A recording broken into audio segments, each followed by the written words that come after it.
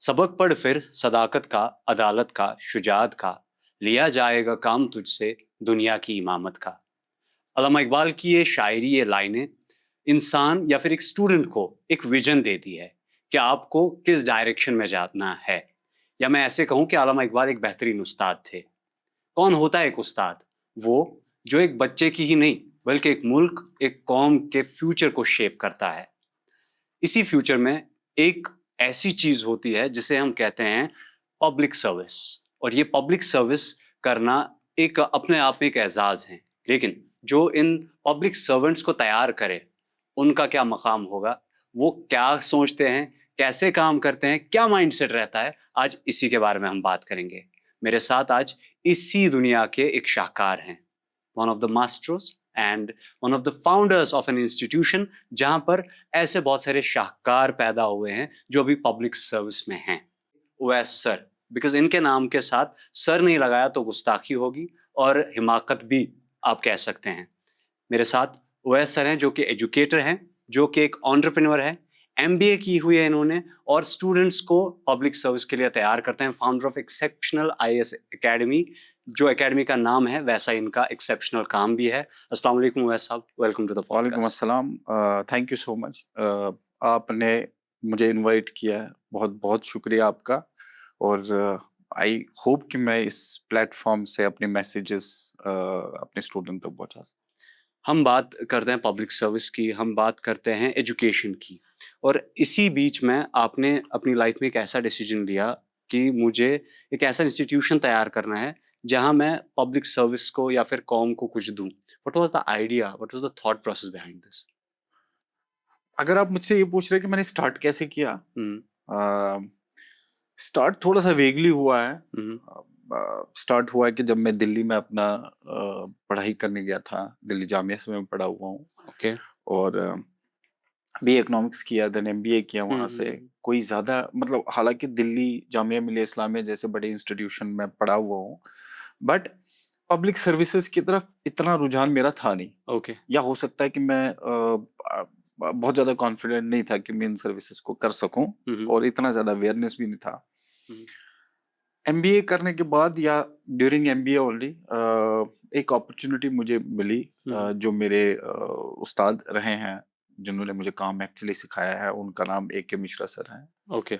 जो फाउंडर है Chanakya IAS Chanakya. Academy जी जी जी। दिल्ली से। वो ऑलरेडी काम कर चुके थे, 93 से उनका ऑर्गेनाइजेशन चल रहा था, हम्म। और बहुत डायनेमिक पर्सनैलिटी। ओके। तो शुरुआत यहाँ से हुई है कि मैं एमबीए के बाद पहले बार्कलेज बैंक था दिल्ली ओके। में, वहाँ जी। जॉब करनी चाहिए थी मैंने। 2 महीना मैंने बैंक जॉब की, और उन 2 महीने के बाद मुझे लगा कि नहीं, मतलब बैंकिंग जॉब तो शायद मैं आई एम मेरे लिए नॉट मेड फॉर रेलेवेंट है नहीं। दिस।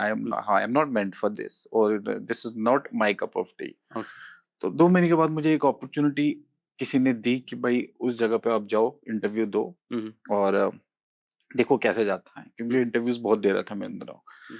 तो I went there, I met a K Mishra sir there. Okay. और हालांकि ऑर्गेनाइजेशन, मतलब इस इंडस्ट्री अनऑर्गेनाइज्ड इंडस्ट्री है, कोचिंग इंडस्ट्री, बिल्कुल। और लाला टाइप बोलते हैं दिल्ली में इसको। सही। तो मैं इस सोच से गया था, मैं एमबीए करके गया था, तो मैंने सोचा था एक क्यूबिकल होगा, नौकर होंगे जिनको मैं ऑर्डर दूंगा, और एमबीए के बाद जो एक नॉर्मल वो रहता है माइंडसेट। हम्म। बट वो था नहीं, वो 2 महीना। ओके। और जो मैंने बैंक में किया वो कंप्लीटली डिफरेंट था। ओके। मतलब मेरा ख्याल है लोन्स वगैरह बेचने के लिए मुझे पुरानी दिल्ली भेजा गया। समझ गया। एंड पुरानी दिल्ली मतलब पहाड़गंज जैसे एरिया में, हम्म। अ, जानका इधर, नगर। हाँ नहीं, पहाड़गंज एरिया मतलब ओके। दिल्ली 6 में। ओके। बहुत रूड भी लोग थे, रफ भी थे। कोर दिल्ली जिसे कहते हैं। हाँ, कोर दिल्ली। तो उधर से 2 महीना लगातार मैंने, मतलब मेरी तो ट्रेनिंग थी वो, हम्म। लोन्स बेचना, small okay. Scale industry loan बेचना। ओके। बट रियलिटी चेक था, ऊपर वाले का क्या करम होता है। हम्म। और जितनी मैंने उधर हार्डशिप्स फेस की, I think that help me. और फिर मैंने सोचा कि नहीं, मैं ये लगातार तो नहीं कर पाऊंगा। Then I decided to give that interview. तो मैं के मिश्रा सर से मिला, और मैं बहुत फुल्ली माइंडसेट से नहीं था कि मैं शायद काम करूंगा वहाँ नहीं करूंगा, लेकिन he was a very cordial. ऐसा मुझे लगा कि अगर मैं इनके अंडर काम करूंगा तो सीखूंगा। मतलब ये मुझे रिस्पॉन्सिबिलिटी देंगे। वो वाइब आ जाती है, हाँ एनर्जीज करेक्ट, मैच हो जाती है। वो है ही इंसान, if you sit with him hmm, you will feel homely, अच्छा फील करोगे, और बातों बातों में वो सारी चीजें जो उनको बुलवानी है वो बुलवा भी देंगे, सही। उनमें कला है, इसीलिए शायद वो इतने बड़े इंसान है। हम्म, तो I said then and there only कि ठीक है, मैं 6 दिन में मैं जॉब छोड़ दूंगा बार्कलेज की और मैं ज्वाइन कर लूंगा। ओके। और यू वोंट बिलीव, मैंने मतलब एग्जैक्टली रेजिग्नेशन भी नहीं दिया बार्कलेज में। आई लेफ्ट द जॉब और 2 महीने के बाद टर्मिनेशन आया मुझे। Okay. That was also not a very good thing for me, okay. But I started around 2010 के आसपास मैंने उनके साथ काम करना शुरू कर दिया। ओके। तो मेरी इस पर्टिकुलर फील्ड में जर्नी वहां से शुरू हुई है। और ऊपर 16 का, years before. हाँ ऊपर का करम के एक जो है उस्ताद रहे हैं जिनको मैं लगातार फॉलो करता रहा, और जो उन्होंने दिल्ली बेस्ड काम किया था तो वो मैं इम्बाइब करता गया, वो मुझे हेल्प करता गया इस इंडस्ट्री। क्या बात है। मेरा जो ख्याल था, मैं जब आप ये हम कर रहे थे, प्लान कर रहे थे कि हम आपके साथ बात करेंगे, तो मेरे जहन में बस मुखर्जी नगर घूम रहा था कि शायद ऐसी कोई नहीं, स्टोरी होगी। Mukherjee Nagar is one of the area जो बहुत प्रोमिनेंट एरिया था कोचिंग के लिए दिल्ली में। बट इवेंचुअली मुखर्जी नगर फिर धीरे धीरे फेज आउट होता गया, और सिर्फ वो हिंदी मीडियम के लिए ज्यादा फेमस हुआ। और 2010 ऑनवर्ड्स, मतलब एक अरूज पे था चाणक्य उस टाइम, अरूज मतलब 2010 से लेकर 2019-20 तक काफी बड़ा नाम रहा बन है, चुका फिर था। अप्स एंड डाउन्स तो रहते हैं। हम्म, बट इस बीच में जितने भी मार्केट में और प्लेयर्स आए वो आए और गए, बट ये नाम रहा। हम्म, तो फॉर्चुनेटली मैं उनके साथ जुड़ा रहा, और मुखर्जी नगर में भी मैंने काम किया, बट मेरा जो ऑफिस था वो साउथ दिल्ली में था। Okay. South Delhi in the sense से जो साउथ कैंपस दिल्ली यूनिवर्सिटी का है उसके just opposite, okay. Venkateswara college के ऑपोजिट। तो 4-5 साल मैंने वहाँ उनके अंडर काम किया लगातार। एंड देन मैं धीरे धीरे एक पार्टनरशिप में फॉर्म हुआ, और then I started working on my own. Okay. तो क्योंकि हम अब कश्मीर में हैं, कश्मीर की बात करते हैं, कौन सा एरिया आपको लगता है कि कश्मीर का ये मुखर्जी नगर बन चुका है? कौन सा एरिया? हाँ। कश्मीर में आई बिलीव जिस एरिया में हम बैठे हुए हैं, परे बागात पूरा। परेपोरा, सारा एरिया बहुत फेमस है कोचिंग्स के लिए। Although it is not famous for UPSC state services coaching, but coaching overall, UPSC हो, स्टेट सर्विसेज हो, नीट जेई हो, तो आई बिलीव यही हब है। That is why I asked this question, क्योंकि मुझे पता था आप ये बात बोलेंगे कि this is not famous for UPSC and all. इसके बावजूद यहाँ पर एक ऐसी एकेडमी को स्टार्ट करना जहाँ पर आप यूपीएससी की तैयारी करवाते हैं, how challenging was it? Of course challenging तो रहता है, बट जब मैं आपको बताता चलूं कि मैंने जब Chanakya IAS academy Jammu centre start किया, ओके। तो वो ऐसी जगह थी जो बहुत ही आइसोलेटेड जगह थी। मतलब 50-100 मीटर इधर 100 मीटर इधर शायद कोई दुकानें भी नहीं थी, कोई ओके। मार्केट भी नहीं ओके। थी। ओके। ओके। तो ऐसी चैलेंजिंग जगह पे मैंने स्टार्ट किया। आज के दिन में अगर ग्रीन बेल्ट एरिया है गांधीनगर का, आज गांधीनगर। के दिन में अगर देखोगे तो इधर भी इंस्टीट्यूट्स हैं, इधर भी उधर भी बिल्कुल। Left right everywhere you will see academies only. तो इसमें दाएं बाएं कौन है नहीं मैटर करता, मैटर करता है कि जहां भी आप खड़े हो जाओ उस जगह पे आप अच्छी चीज डिलीवर करो, दैट्स इट। True. मतलब आप 10 लोगों को इनिशियली पढ़ाओ, हम्म, उन 10 लोगों को 100 लोगों, 200 लोगों, 500 लोगों तक पहुंचने दो अपने आप। दिल talk nice things about you. अगर वो नहीं हुआ तो एनीवेज आप फिर गलत फील्ड में हो। गलत फील्ड में। आप 10 स्टूडेंट्स के साथ जस्टिस कर पा रहे हो तो वो 100, 500, 1000 बच्चों का अपने आप वो फैलता जाता है। तो इसमें एकेडमिक एक्सीलेंस बड़ा रोल प्ले करती है अपनी मार्केट बनाने में। ठीक है, बात करते हैं सिविल सर्विसेज की टीचिंग की, बिकॉज ये उतना ही मुश्किल है जितना सिविल सर्विसेज क्रैक करना and then delivering the results. I have been to the academy, मैं वहाँ बहुत सारे फेलिसिटेशन इवेंट्स पे गया हूँ जो स्टूडेंट्स रह चुके हैं। व्हाट्स दैट वन थिंग जो आपको लगता है कि एक टीचर में होनी चाहिए सबसे पहले, the first thing to be a teacher और a mentor for any civil services aspirant? मैं 2010 ऑनवर्ड्स इस फील्ड में हूँ। मैंने कभी भी किसी को पढ़ाया नहीं है। आई am not a teacher, mentor.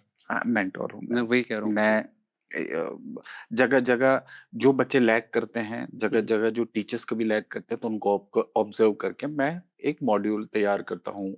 मैं एक रोड मैप बनाता हूँ बच्चे के लिए और टीचर के लिए, दोनों के लिए। तो दैट वे मैं एक डिस्टिंक्ट पर्सन हूँ जो दोनों की जर्नी देखता है, टीचर की भी और स्टूडेंट की स्टूडेंट भी, की। और उसी का कोलैब कोलैब करके मैं फिर एक ऐसा रोड मैप बनाता हूँ जो दोनों को हेल्प करता और है। शायद इसीलिए आप रिजल्ट्स भी डिलीवर करते हैं। And that's what is helping us. अब जो टीचर में कौन सी चीज ऐसी होनी चाहिए जो आपने बोला है कि जो उनको हेल्प करे उनको अपने मकाम तक पहुंचाने में, मतलब अपना सर्विस तक जाने सर्विस। में। टीचर सबसे इम्पोर्टेंट इन सर्विसेज को पढ़ाने में सबसे ज्यादा इम्पोर्टेंट है कि वो पैशनेट होना चाहिए। मतलब बच्चों को पढ़ाना, उसको मजा आना चाहिए। मजा आना चाहिए।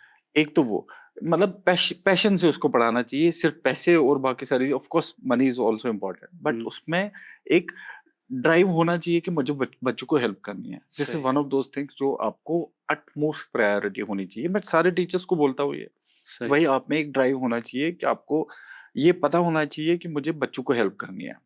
Number one. नंबर टू, बहुत इंपॉर्टेंट है, वो रेलिवेंट होना चाहिए। रेलिवेंट इन द हाँ। सेंस कि अप टू डेट होना चाहिए। अब यूपीएससी, स्टेट सर्विसेज या किसी भी एग्जाम में देखो, बहुत सारे चेंजेस लगातार हो रहे हैं, हो रहे हैं। तो टीचर्स को अप टू डेट रहना जरूरी है। बेशक।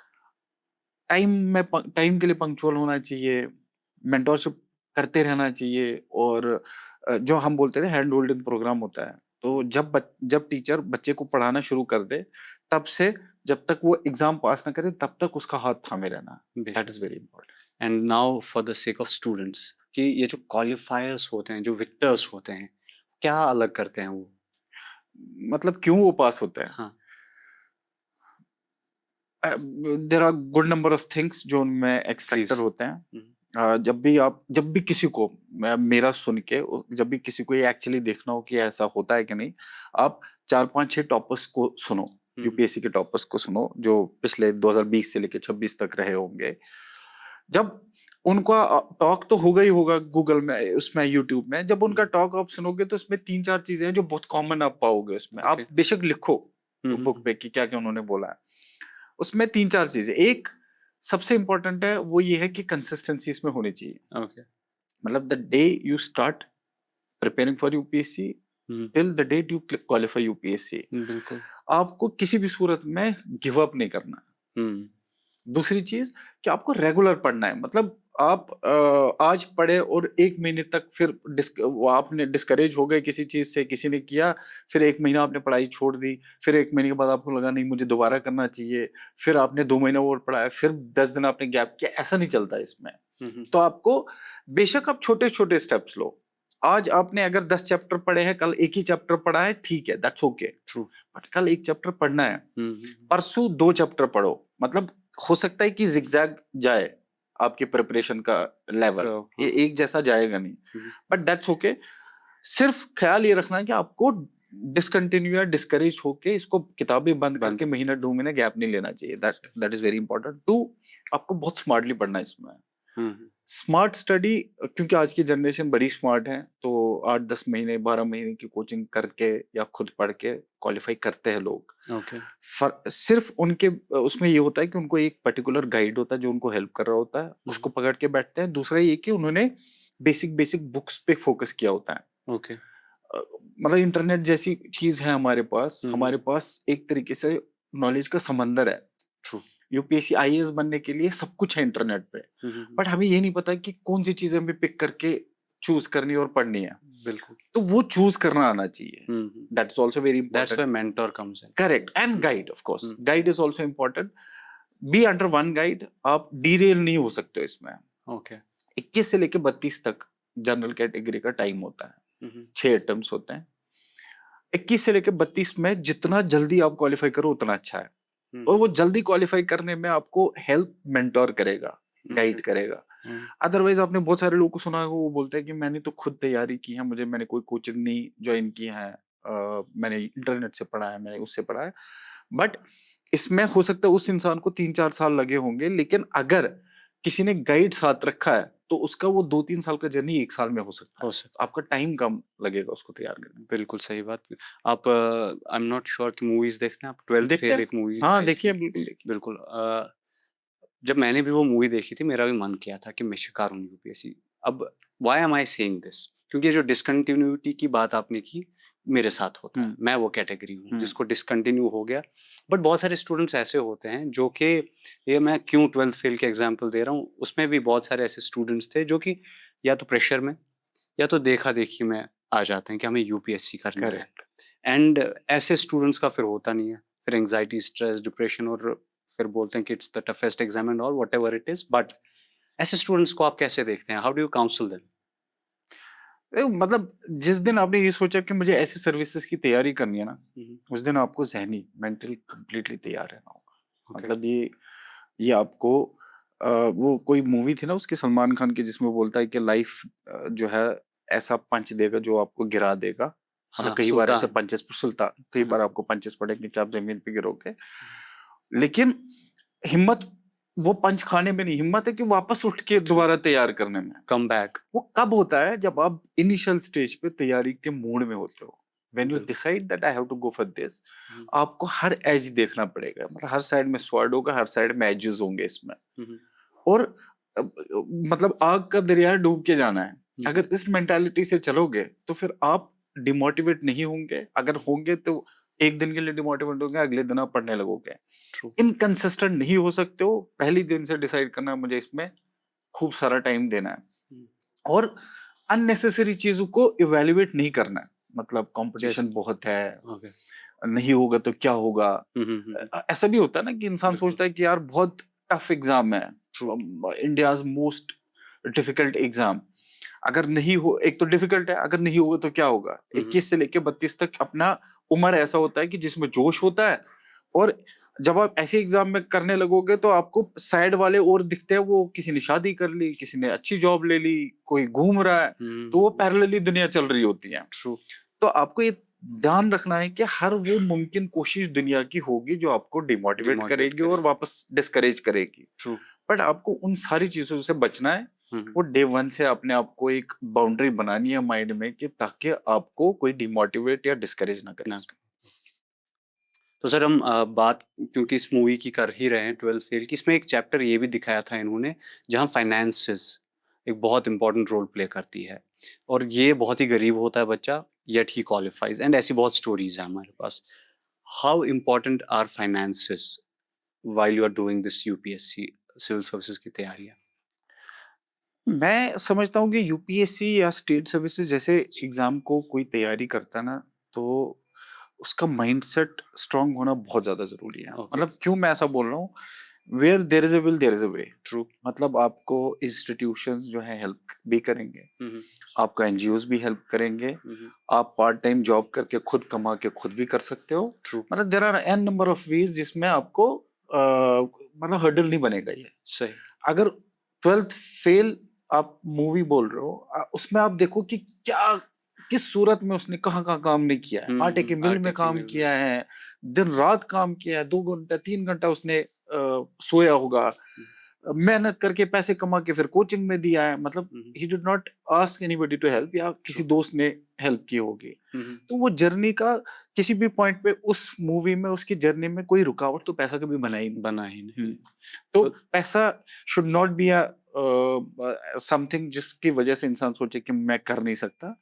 ऐसा इज अ डिफरेंट थिंग। वो फाइनेंशियल्स आर ऑल्सो इम्पोर्टेंट, क्योंकि अगर आपको कोचिंग चाहिए होती तो चाहिए होता है, बट वो सेकेंडरी या थर्ड पॉइंट पे आता है। फर्स्ट विल और स्ट्रॉन्ग डिटर्मिनेशन, जिसे हम कहते हैं चैंपियन माइंडसेट। माइंडसेट की जब हम बात करते हैं तो सर बहुत सारे लोग ऐसा भी कहते हैं कि इंजीनियर्स जो हैं वो ज़्यादा यूपीएससी क्वालिफाई करते हैं, डॉक्टर्स ज़्यादा करते हैं, आर्ट्स वाले ज़्यादा करते हैं, कौन करता है ज़्यादा आज? मैं जो देखता हूँ, मैं पैन इंडिया तो खैर शायद यही है कि इसमें यूपीएससी में मैक्सिमम इंजीनियरिंग और मेडिकल साइंस के बैकग्राउंड से होते हैं। और ऐसा है भी बहुत हद तक, क्योंकि पहले ऐसा हुआ करता था कि नीट जेई जैसे या इंजीनियरिंग, हमारे पेरेंट्स जो चाहते थे कि पहला ऑप्शन ये रखे, यही रखे। हाँ। तो इसीलिए अभी भी अक्सरियत उन्हीं एग्जाम्स में जाती है, और उन एग्जाम्स में बच्चे का दिल होता नहीं है, तो बाद में उसका दिल जिधर होता है वो करता है। मतलब यूपीएससी स्टेट सर्विसेज क्वालिफाई करता है। ये दोनों ऐसे स्ट्रीम्स है, ऐसे फील्ड्स हैं जिसमें उनकी थोड़ी सी बेटर ग्रूमिंग हुई होती है, इन द सेंस कि उनकी सिटिंग अच्छी हुई होती है, उन्होंने एग्जाम्स बहुत दिए होते हैं, उन्होंने पढ़ा बहुत होता है। ट्रू। और इसमें पढ़ना बहुत होता है, इसमें बहुत लॉन्ग आवर्स बैठना होता है, उसमें बहुत सारे एग्जाम्स देने होते हैं, वो चाहे मॉक टेस्ट हो, यूपीएससी के बैक टू बैक एग्जाम्स हो, आंसर राइटिंग करनी हो, तो इसमें लिखना भी बहुत है, पढ़ना भी बहुत है। ट्रू। तो इन दोनों स्ट्रीम्स में ऐसा हर चीज उन्होंने की हुई होती है, सही तो बात। मैं समझता हूँ कि इसी वजह से उनका थोड़ा सक्सेस बेटर होता है इसमें। चलो यहाँ पर हम इंजीनियर्स कहीं पे तो शुमार होते हैं, लेकिन सर पता है आपको, हम इंजीनियर्स के लिए एक बात कही जाती है, हम इंजीनियर्स सब करते हैं सिवाय इंजीनियरिंग के। यस, एंड कोई मेरे इंजीनियर आए तो खुशी नहीं देगा, पता नहीं क्यों। ये सर अब क्या करें, कभी हमारे क्लासरूम्स में खुशियां नहीं मिलती हमें, कभी हमारी खुशी बस हमारे हॉस्टल तक महदूद रहती थी अपने फ्रेंड्स के साथ। आप इंजीनियर हो, मैंने स्टार्टिंग इंजीनियरिंग से की, फिर मास कॉम में भाग बट गया, क्यों आपने इंजीनियरिंग की थी? क्योंकि ये मेरे पापा की आरज़ू थी। ट्रू, हाँ, मैंने हेंस इसीलिए। प्रूव जो हाँ। मैंने बोला। तो सर आप मेंटोर हैं, आपको तो ये सब चीज़ें इसीलिए आप नोटिस करते हैं सब चीज़ें। But coming two point number 2, I don't know whether I should ask it और नॉट, बट ये भी एक अफ़वाह मैंने सुनी कि आप एक बार यूपीएससी कर लो, फिर पैसे ही पैसे। देखो है ही नहीं इसमें पैसे, मतलब मिथ, इट्स अ मिथ। बिल्कुल, इट्स अ मिथ। अगर कोई यूपीएससी करता है, वन दैट एक क्वेश्चन हमेशा यूपीएससी अक्सर लोग को पूछता है इंटरव्यू के टाइम कि भाई why do you want to become a civil servant. एक बड़ा 90-95% क्वेश्चन पहला ये होता है जो भी इंटरव्यू देने जाता है, तो उनके पास अच्छे जवाब होते हैं, बच्चा प्रिपेयर्ड होता है उसके लिए। पैसे को लेके कभी किसी ने ना, मुझे एज मेंटोर जब मैंने किया होगा, पैसे को लेके जहन नहीं होता ओके, यूपीएससी एस्पिरेंट्स का, okay. Not to my knowledge जिनको मैं मिला होगा।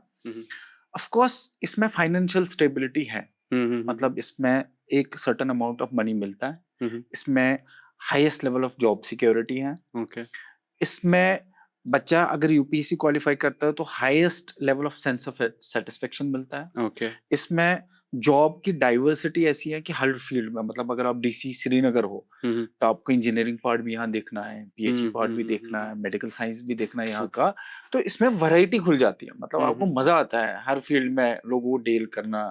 तो इसमें इंसान की चाहत ये होती है कि सोशल वर्क है और हर फील्ड में सोशल वर्क कर सकते हैं, तो इस वजह से आते हैं, पैसों को लेके तो नहीं। जहाँ रहा कि पैसा, मेरा ख्याल है 78,000 एक यूपीएससी जो आईएएस क्वालिफाई करता है, आई बिलीव 78,000 पहली सैलरी होती है, होते होते कैबिनेट सेक्रेटरी तक 2-2.5 लाख रुपए तक जाती होगी। 2-2.5 लाख तो एक आईआईएम अहमदाबाद से कोई पढ़ा हुआ या आईआईटी दिल्ली से पढ़ा हुआ बंदा 2-2.5 लाख रुपए तक एक्सेप्ट भी नहीं करते वो महीने का, दे टेक इन करोर्स। सही बात है। पैसा इज नॉट अ मैटर जो ये लोग कंसिडर पैसा इसका बेस नहीं बनना चाहिए। ना। सर मैं जो सवाल पूछ रहा हूँ, पहले तो मिथ ही पूछूंगा, लेकिन मुझे बाद में इसका एक सीरियस सवाल भी है इसके बाद। द फर्स्ट क्वेश्चन इज कि अक्सर जब हम बचपन में स्कूल में होते थे, पता से हमें टीचर्स बोलते थे कि अगर आप लोगों को यूपीएससी करना है, वहाँ ऐसा सवाल पूछते हैं कि दायर पेड़ दू व्हाट नबर का दिन सोचती ना अंदर कौन, ऐसे सवाल पूछते हैं कि you have to throw an egg to the wall without breaking it. मतलब देखो, हो सकता है कि कभी किसी ने पूछा भी हो, मतलब एक्सेप्शंस वो करते क्या है कि यूपीसी इंटरव्यू मोस्ट जो कॉर्डियल रूम होता है वो होता है यूपीएससी इंटरव्यू में। Okay. तो आप किसी से भी पूछो कि जो सिविल सर्वेंट होगा या जिन्होंने इंटरव्यू फेस किया होगा, वो ये बोलेंगे कि मैं बहुत ज्यादा टेंशन में था, नर्वस था जब मैं इंटरव्यू देने गया, बट जब मैं सीट पे बैठा तो जैसे ही वो देखते हैं कि किसी बंदा नर्वस है तो वो बोलता है कि पानी पी लो, या आपस में बात करने लगते हैं ताकि थोड़ी सी नर्वसनेस उसकी कम हो, या वो क्वेश्चन पूछते हैं नहीं भी आ रहा होता तो आपस में थोड़ा सा डिस्कशन टाइप का करते हैं ताकि टेंशन कम हो, उनको भी पता होता है। यूपीएससी इंटरव्यू में कॉन्सेप्ट रिजेक्शन का कभी नहीं होता, मतलब होता क्या है कि अगर यूपीएससी कॉल किन को जाती है, यूपीएससी कॉल इंटरव्यू कॉल जाती है तकरीबन 3,000 लोगों को, अगर 1,000 सीट्स होती है जो उनको लेनी होती है, मतलब 1 पे 3, 3:1 का रेशियो होता है। उनमें 2 को सिलेक्ट रिजेक्ट करना होता है, 1 को सिलेक्ट करना होता है, तो किन 2 को रिजेक्ट करेंगे नहीं उनका कॉन्सेप्ट होता है, उनको होता है कि किस एक को बेस्ट है उसको सिलेक्ट करेंगे।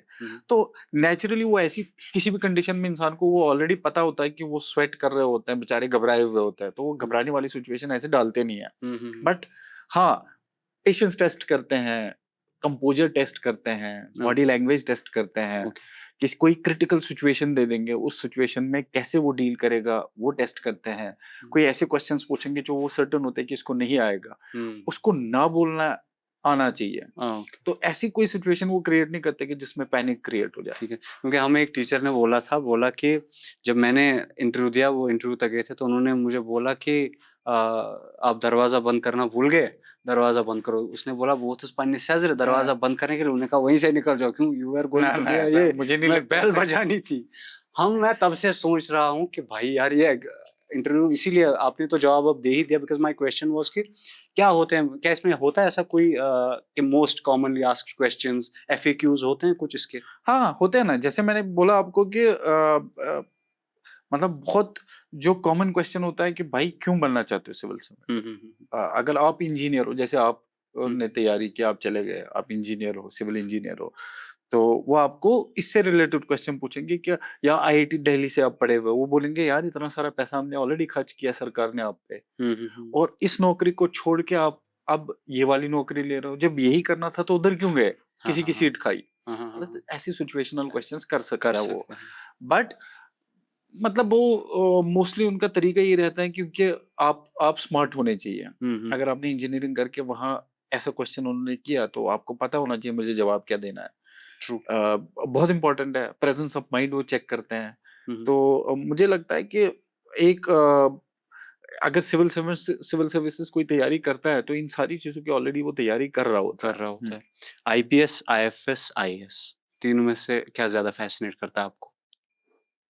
मेरे फैसिनेशन से तो ऐसा कुछ होगा नहीं, बट फिर हाँ भी। मैं ये है कि मेरे अकॉर्डिंग आईएएस, आईपीएस और आईएफएस, मुझे लगता है आईएएस हाईएस्ट सर्विसेज हैं जो ओके। मैक्सिमम लोग प्रेफर भी करते हैं। 1000 में से मेरा ख्याल 990 लोग तो नहीं, अगर 90 नहीं तो 950 तो जरूर चूज करते होंगे आईएएस, आईएएस, और सेकंड प्रेफरेंस इंसान की होती है आईएफएस। ओके। आईएएस और आईएफएस एक्चुअली बराबर ही होती है। ऑलमोस्ट, हाँ, हाँ। जिनको फॉरेन में जाना होता है वो हुँ, हुँ। आईएफएस चूज करते हैं पहला प्रेफरेंस, और जिनको आईएएस चूज करना होता है वो उनका प्रेफरेंस आईएएस।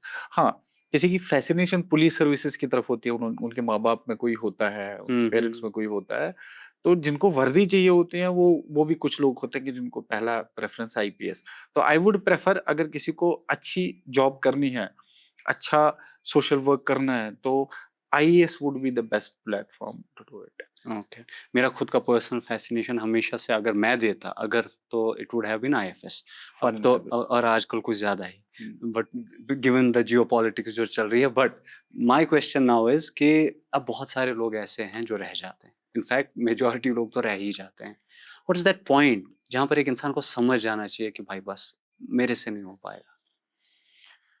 यूपीएससी या स्टेट सर्विसेज ने 6 अटेम्प्ट आपको दिए हैं। हुँ, मैंने पहले भी आपको बोला कि जिस दिन कोई एंटर करेगा ना इसमें, हाँ, बहुत ओपिनियन होती है, अलग-अलग ओपिनियन होती है लोगों की। हुँ, जिस दिन किसी ने एंटर करना करना चाहा इसमें कि 21 साल में मुझे अब ये एग्ज़ाम देना है, 1 साल या 2 साल की तैयारी करनी है और हुँ, 22-23 में मैं एग्ज़ाम दूँगा। 6 हुँ, अटेम्प्ट है मेरे पास, हुँ, और मैं उसको ये गोल बनाना चाहिए कि मुझे कहाँ तक अपने लिमिट को पुश करना है। ओके।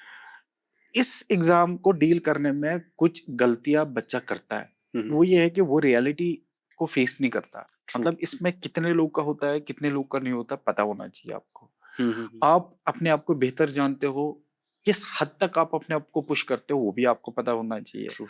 किस अटेम्प्ट के बाद आपको बैकअप ऑप्शन अपना स्टार्ट कर देना चाहिए, वो भी आपको पता होना चाहिए, और ये कब होना चाहिए, जब आप शुरू करो। शुरू के टाइम पे। तो वो चाहे 2 अटेम्प्ट में या 3 अटेम्प्ट में, 4 अटेम्प्ट में इंसान अगर 21 साल का कर रहा है तो 26 तक दे दे। हुँ, हुँ, मतलब 26 इज़ ओके एज। हुँ, हुँ, 3-4 अटेम्प्ट इज़िली कर सकता है। अगर बच्चा कर ही 25 में रहा है, 26 में रहा है, तो 2 अटेम्प्ट ले ले हुँ, हुँ, यूपीएससी के। अगर नहीं होता तो स्टेट का करे या दूसरे एग्ज़ाम्स की, क्योंकि अगर यूपीएससी की किसी ने प्रिपरेशन की होती है तो बाकी एग्ज़ाम्स तो बहुत ईज़िली कर क्रैक कर लेता है। सकता है, ट्रू। प्रोवाइडेड कि आपने अच्छी पढ़ाई की। मेहनत से पढ़ाई की हो। हुँ, हुँ। सो ये तो हो गई ये। कुछ ऐसे भी स्टूडेंट्स होते हैं जो बने ही इस चीज़ के लिए होते हैं, बट फिर भी कोई गलती हो जाती है उनसे। What is that one common mistake जो अब ऐसे लोग करते हैं जिनका हो सकता था बट नहीं होता है? आई बिलीव एक जो कॉमन प्रैक्टिस बच्चों में होती है वो है ओवर कॉन्फिडेंस। हाँ, हाँ। है ना, अगर एक बच्चा पहले अटेम्प्ट में प्री क्वालिफाई करके मेंस क्वालिफाई करके इंटरव्यू में रह गया, हुँ, हुँ, तो बहुत सारे केसेस में मैंने ऐसा देखा कि दूसरे तीसरे चौथे पांचवे अटेम्प्ट में वो इंटरव्यू में रह जाते हैं। हुँ, हुँ, तो उनको पहले अटेम्प्ट से आखिर पांचवे तीसरे चौथे पांचवे अटेम्प्ट तक वो अपनी गलतियां आइडेंटिफाई नहीं कर पाते हैं। ठीक, पहले ही अटेम्प्ट में आपको ये शुरुआत कर देनी चाहिए कि मैं गलती किधर किया किधर किया इस अटेम्प्ट में।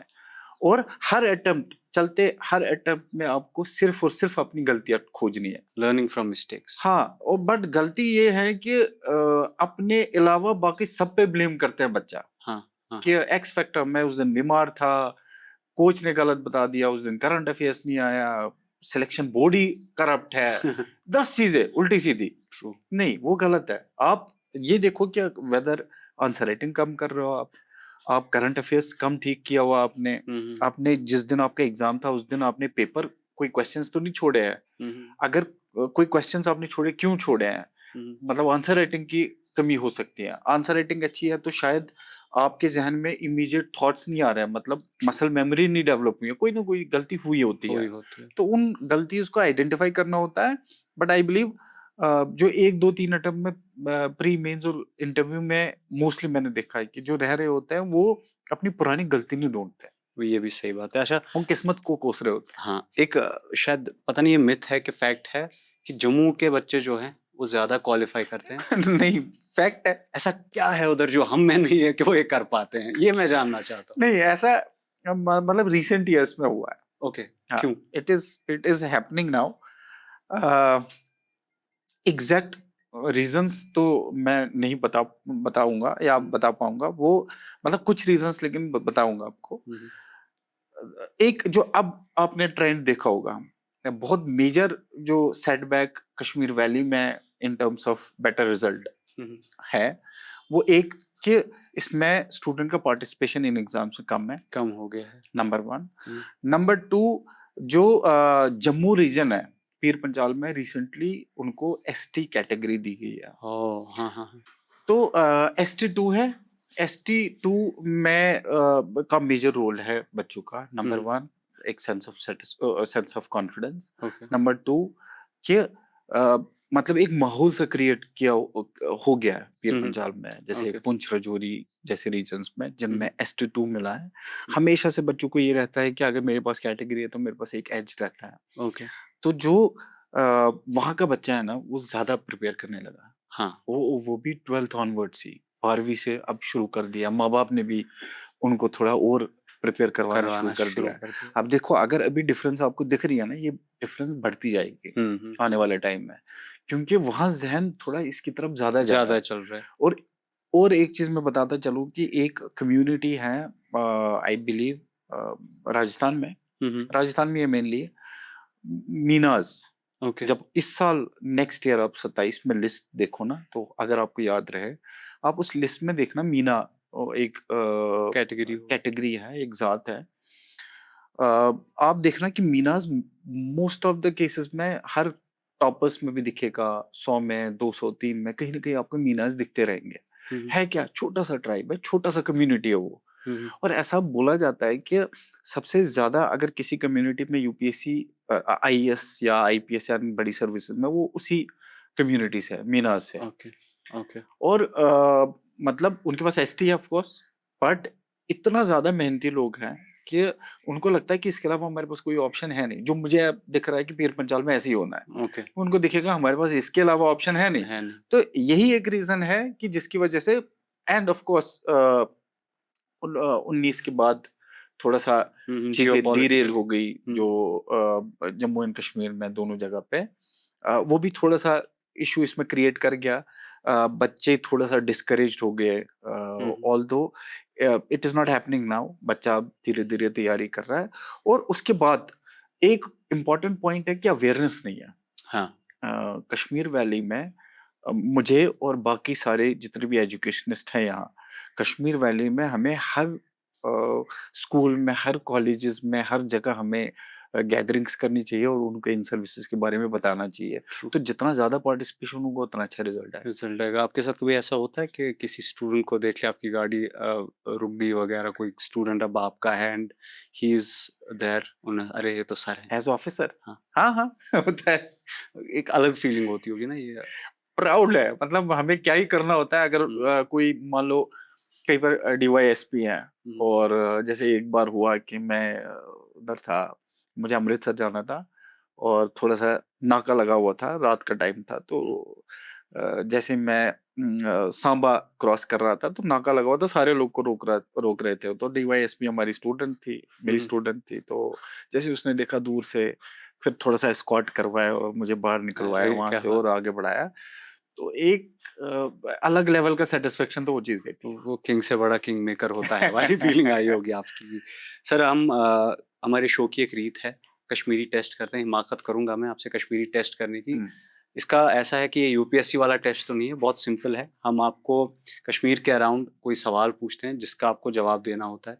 एंड कश्मीर का सबसे पहला यूपीएससी क्वालिफायर कौन था, आईएएस ऑफिसर? कश्मीर का सबसे पहला, हाँ। नहीं कश्मीर का सबसे पहला तो नहीं मुझे पता होगा, लेकिन मुझे खुर्शीद गनाई साहब से याद है हम्म कि वो रैंक 2 थे, मैथमेटिक्स उनका वो 82 बैच के थे शायद, hmm if I am not wrong, I am sorry sir अगर मैं गलत होगा इसमें। ये मुझे मालूम है कि वो मैथमेटिक्स के थे, रैंक 2 थे, और कुछ बहुत बारीकी से रह गए थे क्योंकि बाद में 2009 में शाह फैसल सर जो है टॉप रैंक कर 1 गए। थे यहाँ। हाँ। बट खुर्शीद गनाई सर जो है होते होते रह गए थे उस टाइम, बट हम्म। बड़ी बात थी रैंक 2 इतने छोटे से फिर तो रीजन से हमने आना, बट उसके बाद पहला मुझे याद नहीं। एक और रैंक होल्डर भी देखे, but this is for the उसके बाद ऑफ ऑडियंसेस। कोर्स अतर आमिर अथराम जो है rank second. This question is for the audiences कि कश्मीर के सबसे पहले यूपीएससी क्वालिफायर कैंडिडेट कौन थे?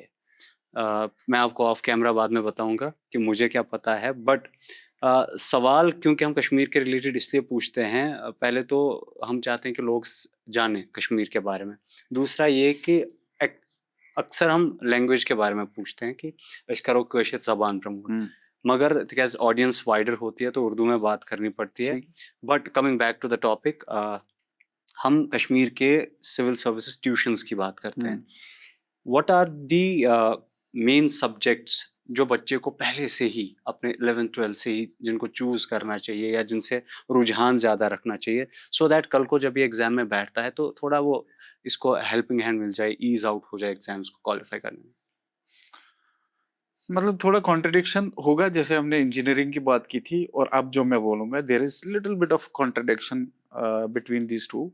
अब मैं ये समझता हूँ कि अवेयरनेस बेटर हो गई है, हम्म, बच्चा बहुत अवेयर है, पेरेंट्स बहुत अवेयर है, हम्म, एक ग्लोबलाइजेशन सी हो गई है इन टर्म्स ऑफ इंफॉर्मेशन। हम्म, हर इंसान के पास इंफॉर्मेशन है, बेवकूफ नहीं बना सकता कोई किसी को। true, तो अब बच्चा 10वीं 10th 11th से ना ऑनवर्ड्स अब अपने आप को मतलब ड्राफ्ट पोजीशन पे ले आता है, या उनके पेरेंट्स उनको हेल्प करते हैं, एक ड्राफ्टिंग सी होने लगी है हम्म, जिसमें पेरेंट और बच्चा बैठता है और वो ये डिसाइड करता है कि if I want to go for UPSC state services what subjects do I have to choose right now 11th onwards. Hmm, और फिर वो क्या करते हैं, पेरेंट्स और बच्चा वो अच्छे अच्छे काउंसलर्स के पास जाते हैं okay, और उनसे काउंसल करके उनकी राय भी लेते हैं, hmm, which I believe is a good way of doing it. आप 11th में बेशक आप यूपीएससी की तैयारी मत करो, बट यूपीएससी का सिलेबस देखो हम्म, और अलाइंड सब्जेक्ट्स देखो। हम्म, अगर आपको कल को कंपेटिटिव एग्जाम में जाना ही है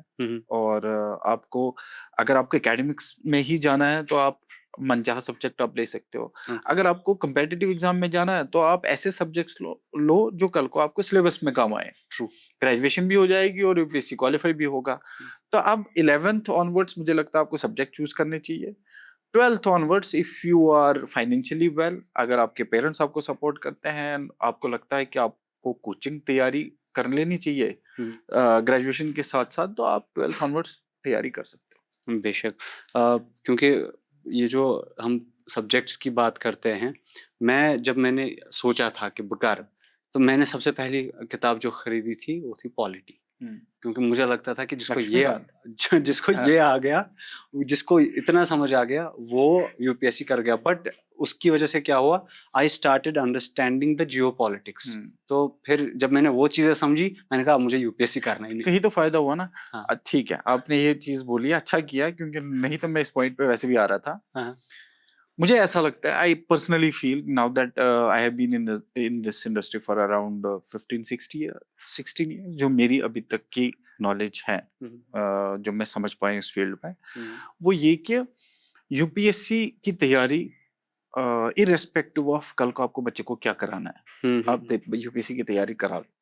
ठीक, इवन उस बच्चे को अगर नहीं भी करना हो, ओके, जैसे आपने बोला कि आपने लक्ष्मीकांत ली, जियो हाँ, पॉलिटिक्स का आपका समझ आ गया। आ गया बिल्कुल। इसमें आप देखोगे सिविल सर्विसेज में हर वो एस्पेक्ट डाला होता हुआ है यूपीएससी ने जो आपको एज अ पर्सन ग्रो करने में हेल्प करेगा। ट्रू। मतलब ऑफ कोर्स उनको एक लीडर चाहिए, उनको एक अच्छा डिसीजन मेकर चाहिए, हुँ, उनको टाइम मैनेजमेंट से रिलेटेड एक अच्छा बंदा चाहिए होता है, उनको इमोशनली इंटेलिजेंट इंसान चाहिए होता है। हुँ। मतलब वो सारी चीजें जो एक लीडर में लीडर में होनी हम चाहिए। अक्षय साहब यहाँ पर डीसी श्रीनगर हैं। हुँ, अक्षय साहब के हाथ में ही सारे डिसीजंस है यहाँ हुँ, हम सबको लेके। हुँ, तो उन्होंने इस इंसान में ये सारी चीजें पहले टेस्ट की हुई होती हैं ट्रू। कि इमोशनली भी इंटेलिजेंट हो, टाइम का पाबंद हो, डिसीजन मेकर अच्छा हो, ये सारे रेलेवेंट चीजें। और ये अक्षय अक्षय साहब ने कब पढ़ी होगी? उसी सिलेबस में। ट्रू। अब मैं ये समझता हूँ कि ये सारी चीजें ओवरऑल 360 डिग्री डेवलपमेंट अगर हमें बच्चे को देना है ना, then do UPSC preparation first. हुँ। बाद में पेरेंट को तो बाद में सोचना चाहिए कि बच्चा करे या नहीं नहीं करे, कर करे। सकता नहीं कर सकता, but then put it there in their minds कि आप बच्चे को तैयारी करो। सॉफ्ट स्किल की ट्रेनिंग है, डिसीजन मेकिंग की ट्रेनिंग है, ओवरऑल डेवलपमेंट 360 डिग्री आपका बच्चा तैयार होगा। और गारंटीड किसी भी वॉक ऑफ लाइफ में बच्चा नहीं रुकेगा इफ एक इंसान ने अच्छे से प्रिपरेशन की की, यूपीएससी की। तो ट्रू। यूपीएससी की तैयारी तो करनी चाहिए सबको। अब मैं थोड़ा-सा एक्सेप्शनल आइस अकेडमी की बात करना चाहूँगा। क्या कुछ अलग करते हैं आप वहाँ पे? Exceptional academy for competitive exams के अंडर मैंने चाणक्य का फ्रेंचाइजी लिया हुआ है। डिफरेंट क्या करता हूँ मैं कि जब 2016 ऑनवर्ड्स मैंने यहाँ शुरू किया, जम्मू से शुरू किया, और विजन ये था कि जैसे मैंने बोला ना कि के मिश्रा सर का विजन था कि जम्मू एंड कश्मीर में बच्चों को मेन स्ट्रीम की तरफ ले जाना, और वो हुँ, अलाइंड किया मैंने हुँ, हुँ, बेसिकली कि यहाँ का बच्चा मेन स्ट्रीम की तरफ, बड़ी नौकरी की तरफ, अनएम्प्लॉयमेंट बहुत ज्यादा, परेशानियां बहुत ज्यादा है। तो हुँ, मेरा कोशिश ये रहा है कि मैं उन सारे बच्चों को मेन स्ट्रीम अवेयर कराऊं, मेन स्ट्रीम की तरफ। और वही मिशन विजन यूपीएस ये एक्सेप्शनल एकेडमी का रहा है, ओके। और aligned with Chanakya IAS academy Jammu also, कि जिसमें मैं जम्मू डिवीजन या कश्मीर डिवीजन में हर वो बच्चा जो डिजर्विंग है, जो कर सकता है, उन तक पहुंचूं और उनको हर एवेन्यू दूं जो उनको हेल्प करेगा इस जर्नी में को कंप्लीट करने में। अल्लाह ताला आपको आपके इस नेक मकसद में कामयाब करें। जाते-जाते एक मैसेज जो आप हमारे ऑडियंसेस को, व्यूअर्स को देना चाहते हैं। मैसेज मैं अपने सारी ऑडियंस को देना चाहूंगा, वो चाहे जम्मू के बच्चे हो, पेरेंट्स हो, चाहे कश्मीर के बच्चे हो, पेरेंट्स हो, कि आप जैसे मैंने बोला कि आपको कोई भी अगर फील्ड में आप चूज करते हो, 11th ऑनवर्ड्स अपना जहन बनाना शुरू कर दो। पेरेंट्स को मेरी रिक्वेस्ट है कि बच्चों का ज़हन धीरे-धीरे शेप अप करना शुरू कर दो। हुँ, उनको माइंड में डालते रहो कि उनको एक्चुअली क्या करना है। Irrespective of if it is UPSC, state services, NEET, JEE, whatever it is. But parents और बच्चों का बात करना ज़रूरी है हुँ, आपस में। आपने बोला कि आपके पेरेंट्स ने बोला कि आपको इंजीनियरिंग करनी चाहिए, ऐसा नहीं होना चाहिए था। ट्रू। उनको उनके फील्ड में जाने दो, उनको सपोर्ट करो। एंड ऑफ कोर्स अगर आपका कोई लॉजिकल रीज़न है कि उनको इंजीनियरिंग करनी चाहिए, देन डू टेल देम कि हुँ, भाई ये रीज़न है। ऑफ कोर्स मैं ये समझता हूँ कि पेरेंट जब भी आपको कोई सजेशन देता है ना, they are very careful about their suggestions. वो करते इस वजह से हैं ताकि आपका मुस्तकबिल सिक्योर रहे, इस सिक्योर वजह है। से ऐसा करते हैं वो। हुँ, नॉट कि आपका मुस्तकबिल में कोई परेशानी हो। और फिर बाद में इवेंचुअली आपके डिसीजंस चेंज होते हैं, बट जिस दिन पेरेंट्स के साथ आप वो डिसीजन लेते हो ना, वो राइट डिसीजन होता है। तो बाद में उस पे क्रॉस क्वेश्चन भी नहीं करना चाहिए क्योंकि ये डिसीजन गलत था। बच्चों को हमेशा फ़ोकस्ड रहना चाहिए। बच्चों को ये देखना चाहिए कि उनको किस फ़ील्ड में ब आगे जाना चाहिए। ट्रू। तो उसी फ़ील्ड में उनको अपनी तैयारी धीरे-धीरे करो, लेकिन तैयारी करनी शुरू कर देनी चाहिए। और पेरेंट और बच्चे का सिंक होना बहुत ज़रूरी है। बेशक। मेरी हाथ जोड़ के ये रिक्वेस्ट है सारे लोगों से, स्पेशली फादर्स को, कि वो अपने बच्चों के साथ, क्योंकि अलाइन नहीं होता बेटा हाँ, और बाप, इनमें फ्रिक्शंस होते हैं। ट्रू। तो माँ बाप को चाहिए कि वो फ्रिक्शंस को थोड़ा सा कम कम करें। करे, समझे बच्चे को। कई बार वो गलत डिसीजंस लेंगे, देन बी विद देम। बच्चा ही है, उनको थोड़ा सा और हेल्प करे, उनको आगे बढ़ाने की कोशिश करे। फ्रिक्शन बढ़ के लड़ाइयाँ ना हो। ट्रू। और उससे ज्यादा इंपॉर्टेंट है कि गर्ल चाइल्ड है, हम शादियों के चक्करों में पड़ जाते हैं किस के बाद ही। तो उन बच्चों को बेहतर करने दो। मतलब उनको ये 21 के बाद ही माइंड में मत डालना शुरू करना कि 21-22 में नहीं होगा तो शादी कर देंगे, 23 में नहीं होगा शादी कर देंगे, 24 ऐसे कहाँ कर पाएगा कोई अच्छा। Give them space, breathing time दो उनको, करने दो, एंड उनको मोटिवेट करो बेसिकली कि आपको हम साथ हैं, जो मर्जी है आप अच्छे डिसीजंस लो, और अगर हमारी कोई जरूरत हो आपको डिसीजन मेकिंग में, विल बी देयर। तो ये मेरा मैसेज है पेरेंट्स को। सर क्योंकि अब क्रिकेट का भी माहौल, सर आप क्रिकेट खेलते हैं, हाँ देखते हैं? खेलते हैं, देखते हैं। आपका फेवरेट क्रिकेटर कौन है? यार वैभव है आज के अच्छा, दिन में। वैभव कल ही बना मेरा, अब मुझे पता लग गया कि आप क्रिकेट के साथ अपडेटेड है। कल ही एक बना मेरा। एक क्वेश्चन आपसे, हाँ क्योंकि अभी इंडियन T20 लीग चल हाँ। रही है, ये मेरा पर्सनल क्वेश्चन, बिकॉज मुझे भी क्रिकेट बहुत पसंद है। इंडियन T20 लीग की सबसे पहली बॉल ओवरऑल लीग्स की किसने खेली थी तो जब ये स्टार्ट हुआ था? KKR में था हाँ, ये कौन? अम, आज कोच है, कोई मैकलम? बताओ ना यार। हाँ मैकलम? मैकलम था पहला, जिसने ये 158 रन बनाए थे तब। हाँ, 7 करोड़। नॉलेज सर की परफेक्ट है, लेकिन जवाब गलत है। वो नहीं है, नहीं, ये भी ऑडियंस के लिए, अगर तुम्हारे बंगाली बूझ के पढ़े, you might be knowing the ये तो आंसर। नहीं चाहता था मैं। बंगाली रहा है क्या कोई? चलिए, this one is for the audiences. Sir को मैं अभी बता देता हूँ। गांगुली। हाँ, हाँ चलो। Sourav Ganguly was the person जिन्होंने पहली बॉल भाई खेली मेरे थी। मतलब फेवरेट रहे हैं ऑल टाइम हाँ, सौरव गांगुली। हम्म। और जो छक्के उनके, जो सिक्सेस देखने में मजा आता था, वो अब नहीं मिलता। अब नहीं मिलता। So thank you so much sir for being Thank you on the so much. Podcast. हमने एजुकेशन पे भी बात की, we had some light hearted conversations. I hope आपको मजा आया हो। बहुत मजा आया, बहुत मजा आया। और वो सारी टीम आपकी इतनी अच्छी है, और आई रियली फेल्ट कि मैं घर पे हूँ अपने, और बिल्कुल। कॉर्डियल कॉन्वर्सेशन आपको एक्चुअली मतलब निकालना आता है कि अगले के उससे क्या मुझे आता है वो मुझे आपको निकालना है। And I felt very warmth, और थैंक यू, हाँ, thank you so much thank for you so much. Calling us. इसीलिए मैं कहता हूँ, दिल और दिमाग मुत्तफिक न हुए कभी एक बात पर, दिल और दिमाग मुत्तफिक न हुए कभी एक बात पर, ये इश्क मुझे मसला कश्मीर लगता है। क्या इसी के साथ दीजिए मुझे इजाजत। आप सब लोगों की लाइफ में वैल्यू ऐड करना और आप तक एनरिच्ड कंटेंट पहुंचाने की तजस्सुस में मिलते हैं एक और एपिसोड में। फी अमान अल्लाह।